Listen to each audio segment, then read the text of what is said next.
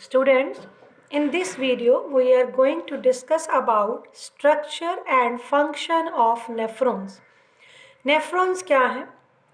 जो हमारा excretory system का मेन पार्ट है यूरिन बनाने के लिए, सारे टॉक्सिक वेस्ट को निकालने के लिए, दे आर किडनीज।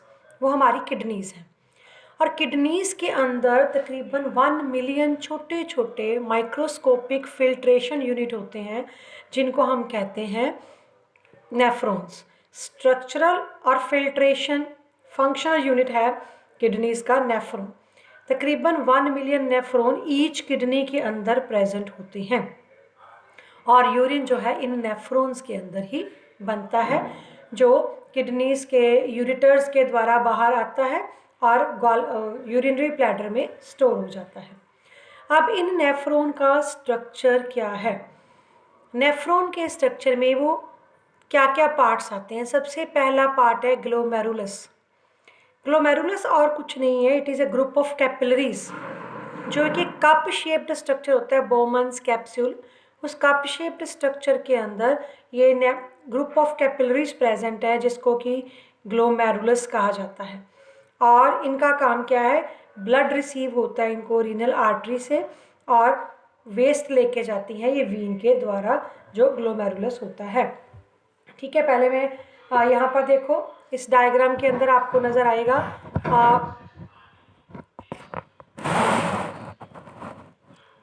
ये देखिए, ये जो बीच में कैपिलरीज आपको नज़र आ रही हैं ना, ये जो कैपिलरीज नज़र आ रही हैं आपको, ये जो ग्रुप ऑफ कैपिलरीज है सेंटर के अंदर, दिस इज़ एक्चुअली ग्लोमेरुलस। इसको ग्लोमेरुलस कहते हैं। ये जो कैपिलरीज है, इधर से जो आर्टरी आ रही है इसको कहते हैं एफरेंट आर्ट्रियोल, और ये जो आर्टरी लेके जा रही है ब्लड बाद में, इसको कहते हैं इफरेंट। इफरेंट एंड एफरेंट, ये दो हैं। और ये जो कप शेप्ड स्ट्रक्चर है, this is called Bowman's capsule. इस कप शेप्ड स्ट्रक्चर के अंदर ग्लोमेरुलस प्रेजेंट है।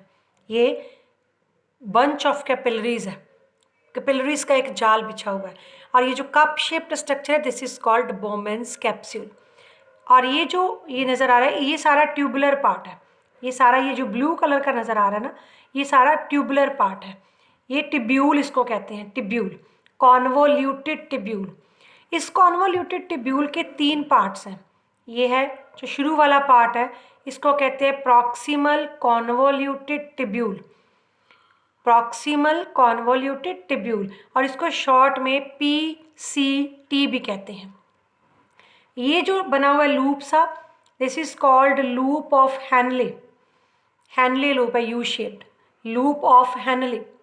और ये जो इधर कॉइल्ड वाली ट्यूब है, इसको कहते हैं डिस्टल कॉन्वोल्यूटेड ट्यूब्यूल, यानी कि DCT। डिस्टल एंड पार्ट है ना ट्यूब्यूल का, ये सारा ट्यूबुलर पार्ट है इसका। ठीक है, और ये ट्यूबुलर पार्ट खत्म होता है यहाँ इस कलेक्टिंग ट्यूब में। ये कलेक्टिंग ट्यूब का काम क्या है? यूरिन को कलेक्ट करना। और ये जो आर्टरी आ रही है, ये सारी स्प्रेड है थ्रू आउट द नेफ्रॉन। ये सारी आर्टरीज स्प्रेड हैं और साथ में वीन्स भी स्प्रेड हैं। आर्टरीज का काम क्या है? साफ ब्लड लेके जाना, और वीन्स का काम क्या है? जो कि खराब ब्लड है जो किडनी से वो बाहर लेके जाना। ब्रांच ऑफ रीनल वीन है और ये ब्रांच ऑफ रीनल आर्टरी है।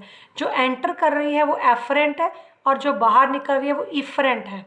इफरेंट का डायामीटर एफरेंट से थोड़ा छोटा होता है। तो this is structure of nephron. ठीक है, तो अब दोबारा मैं आपको स्ट्रक्चर जो नोट्स है वो दिखाती हूँ। ग्लोमेरुलस क्या है? नेफ्रॉन के अंदर जो कंसिस्ट है glomerulus, group of capillaries present in the cup like Bowman's capsule. It receives blood from renal artery which brings excretory waste from body to kidney. उसके बाद जो दूसरा पार्ट मैंने आपको बताया था वो क्या था? Bowman's capsule.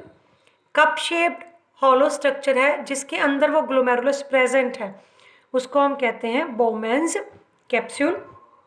और जो तीसरा पार्ट है जिसको हम कहते हैं कॉन्वोल्यूटेड ट्यूब्यूल, ये ट्यूबुलर स्ट्रक्चर है जिसके मैंने अभी आपको 3 पार्ट बताए थे। Proximal convoluted tubule, loop of Henle, और तीसरा है डिस्टल कॉन्वोल्यूटेड ट्यूब्यूल, जो कि इसका मेन काम है रीएब्जॉर्प्शन और सिक्रीशन करना। ठीक है। नेफ्रॉन का स्ट्रक्चर करने के बाद हम करते हैं यूरिन फॉर्मेशन कैसे होता है नेफ्रॉन के अंदर, मैकेनिज्म ऑफ यूरिन फॉर्मेशन है क्या। ठीक है, यूरिन फॉर्मेशन का जो क्या मैकेनिज्म है, सबसे पहले आ जाता है उसमें ग्लोमेरुलर फिल्ट्रेशन।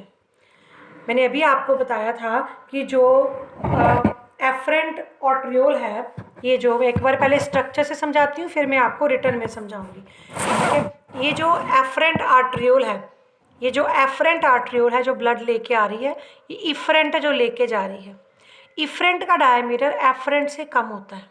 ठीक है, तो जब ब्लड यहाँ से फ्लो करता है तो वो अंडर प्रेशर होगा, क्योंकि ज़्यादा डायमीटर से उसको कम डायमीटर में एंटर करना है, तो इस वजह से अंडर प्रेशर ब्लड फ्लो हो रहा होता है। तो अंडर प्रेशर होने की वजह से यहाँ पर फिल्ट्रेशन हो जाती है और इसको कहते हैं अल्ट्रा फिल्ट्रेशन, क्योंकि फिल्ट्रेशन अंडर प्रेशर हो रही है। तो यहाँ पर ब्लड फिल्टर हो गया। जब ये फिल्टर होगा, इसमें टॉक्सिक मटेरियल्स तो निकलेंगे ही, जैसे urea, uric acid, amino acid, extra salt, ये सब तो निकलेंगे, लेकिन साथ साथ कुछ यूज़फुल सब्सटेंसेस भी निकल जाते हैं, जैसे कुछ हार्मोन्स, कुछ विटामिन्स, कुछ मेनली ग्लूकोज भी निकल सकता है, और बहुत सारा पानी, मैक्सिमम बहुत सारा पानी यहाँ पर निकल जाता है, और इसको कहते हैं ग्लोमेरुलस फिल्ट्रेट। ये बहुत ज़्यादा मात्रा में होता है। ठीक है, बहुत ज़्यादा मात्रा में ग्लोमेरुलस फिल्ट्रेट इसको कहते हैं। ये फिल्ट्रेट यहाँ एंटर कर जाता है ट्यूबुलर पोर्शन में, प्रॉक्सिमल पार्ट में पहले। जब ये ट्यूबुलर पोर्शन में मूव करता है पूरा, तो इस पूरे हिस्से में रीएब्जॉर्प्शन होती है। ठीक है, रीएब्जॉर्प्शन होती है, जो बहुत सारा पानी निकला होता है उसमें से काफ़ी सारा पानी, 90% पानी ये सारा यहाँ पर रीएब्जॉर्ब हो जाता है, कुछ प्रॉक्सिमल पार्ट में, बहुत सारा लूप ऑफ हैनली में, और थोड़ा बहुत डिस्टल पार्ट में। और जितने भी यूज़फुल सब्सटेंसेस होते हैं वो ब्लड वापस रीएब्जॉर्ब कर लेता है, जैसे स्पेशली जो ग्लूकोज होगा, हार्मोन्स होंगे, विटामिन्स होंगे, और भी जो यूज़फुल सब्सटेंसेस होंगे, यहाँ पर ब्लड रीएब्जॉर्ब कर लेता है इसमें से, ट्यूबुलर पोर्शन में से। अब जब यहाँ पर पहुँच जाता है, इस पार्ट में आ जाता है, डिस्टल पार्ट में, जब कलेक्टिंग डक्ट में जाना है, तो यहाँ पर होता है रीएब्जॉर्प्शन के बाद इसके एक और काम होता है, यहाँ पर सिक्रीशन होता है, ट्यूबुलर सिक्रीशन इसको कहते हैं। ट्यूबुलर सिक्रीशन में क्या होता है कि ये जो वीन आ रही है ना, इसके पास भी जो गंद होगा, ब्लड के अंदर जो भी वेस्ट होगा, वो सारा वेस्ट वो उसमें यहाँ डाल देंगे डिस्टल पार्ट में। जितना थोड़ा बहुत रह गया था, यहाँ से नहीं निकला था, थोड़ा बहुत वेस्ट, ये वीन भी यहाँ डाल देती है, इसलिए इसको ट्यूबुलर सिक्रीशन कहते हैं। अब ये यूरिन बन गया, अब ये यूरिन में से पानी भी कम हो गया, इसमें यूज़फुल सब्सटेंसेस भी निकल गए, ये सारे वेस्ट हैं जो बाहर निकल रहे हैं, तो ये यहाँ यूरिन कलेक्ट हो जाता है कलेक्टिंग ट्यूब में। ये कलेक्टिंग ट्यूब है। अब कलेक्टिंग ट्यूब में आकर एक बार फिर से यहाँ पर पानी की रीएब्जॉर्प्शन होनी होती है, और वो होती है with the help of a hormone called ADH hormone, anti diuretic hormone होता है ADH हार्मोन। ये हार्मोन, अगर हमारे शरीर के अंदर पानी बहुत ज़्यादा है तो हमारा यूरिन जो पास होगा वो डिल्यूट होगा, ये हार्मोन सिक्रीट ही नहीं होएगा। अगर बॉडी के अंदर पानी की कमी है तो ये हार्मोन सिक्रीट हो जाएगा, और वो और ज़्यादा एक्सेस पानी को डिसॉल्व कर लेगा, अपनी बॉडी के अंदर रीअब्जॉर्ब कर जाएगा, तो हमें जो यूरिन पास होगा वो ज़्यादा डिल्यूट नहीं होगा, वो कॉन्सनट्रेटेड यूरिन पास होगा। ये काम यहाँ पर कलेक्टिंग ट्यूब में होता है with the help of hormone ADH hormone, जिसको एंटी डाईयूरेटिक हार्मोन भी कहते हैं। इसी चीज़ को अब मैं आपको नोट्स के अकॉर्डिंगली दोबारा समझाती हूँ कि सबसे पहले क्या होना है, ग्लोमेरुलर फिल्ट्रेशन होनी है। ठीक है, ब्लड फ्लोज कर रहा है ग्लोमेरुलस में अंडर प्रेशर, क्योंकि इफरेंट जो आर्ट्रियोल है उसका डायमीटर कम है, इस वजह से वहाँ पर प्रेशर के साथ ब्लड पास हो रहा है, और वहाँ पर फिल्ट्रेशन हो गई, जिसको हम कहते हैं अल्ट्रा फिल्ट्रेशन। ठीक है, इस अल्ट्रा फिल्ट्रेशन में क्या क्या प्रेजेंट हुआ, urea, uric acid, amino acid, hormone, glucose, ions, और बहुत सारा पानी बाहर निकल गया। इस फिल्टर को हम कहते हैं ग्लोमेरुलर फिल्ट्रेट या नेफ्रिक फिल्ट्रेट। अब ये फिल्ट्रेट अभी मैंने आपको बताया बोमेंस कैप्सूल में चला गया। बोमेंस कैप्सूल के आगे क्या आ जाता है, शुरू हो जाता है ट्यूब्स शुरू हो जाती है ना, ट्यूब्यूलर पार्ट में आ जाएगा। ठीक है, और ट्यूबुलर पार्ट में क्या होना है, रीएब्जॉर्प्शन होनी है। सेकेंड स्टेप क्या है, रीएब्जॉर्प्शन का। जो नेफ्रिक फिल्ट्रेट है जो बोमेंस कैप्सूल में से निकला वो एंटर कर गया ट्यूबुलर पार्ट में। कुछ सब्सटेंसेस रीएब्जॉर्ब हो जाएंगे, ग्लूकोज, अमीनो एसिड, सॉल्ट्स और बहुत सारा पानी सिलेक्टिवली रीएब्जॉर्ब हो जाएगा। मतलब जो चाहिए वो रीएब्जॉर्ब होगा, जो नहीं चाहिए वो रीएब्जॉर्ब नहीं होगा। अब पानी कितना रीएब्जॉर्ब होना है ये डिपेंड करता है कि हमारी बॉडी के अंदर कितना एक्सेस वाटर है और कितना वेस्ट जो है वो एक्सक्रीट होना है, उसके ऊपर डिपेंड करता है कि कितनी को वाटर की रीएब्जॉर्प्शन होगी। ठीक है। तीसरा काम मैंने अभी बताया ट्यूबुलर सिक्रीशन है। ये जो ब्लड कैपिलरीज वहाँ प्रेजेंट हैं जो डिस्टल पार्ट में है ट्यूबुलर पोर्शन के, वो सारे वेस्ट को ब्लड के जितना भी और वेस्ट उसके पास है वो भी वहाँ पर छोड़ देती है उस पार्ट में, बिल्कुल डिस्टल पार्ट में कलेक्टिंग ट्यूब के पास। और उसके बाद लास्ट स्टेप आ जाता है जिसको हम कहते हैं कॉन्सेंट्रेशन ऑफ यूरिन।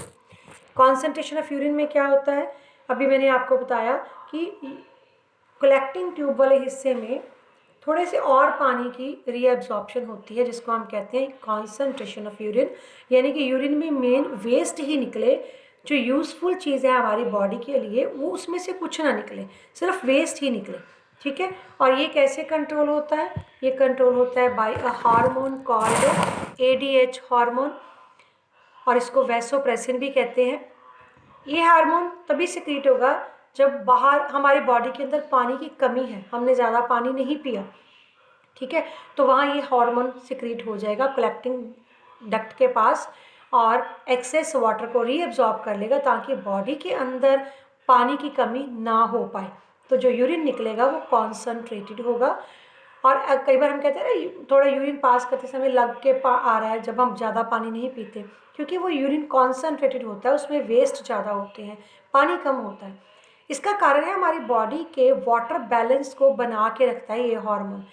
ठीक है, हमारी बॉडी का जो वाटर बैलेंस है उसको बना के रखता है। और अगर पानी हम बहुत पी रहे हैं, पानी की काफ़ी एक्सेस हमारी बॉडी के अंदर है, तो फिर ये हार्मोन सिक्रीट नहीं होता।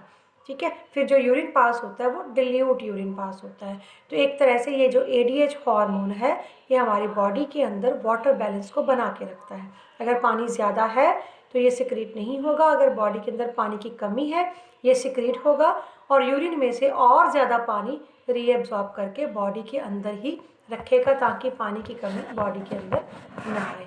तो this is all about structure and function of nephrons.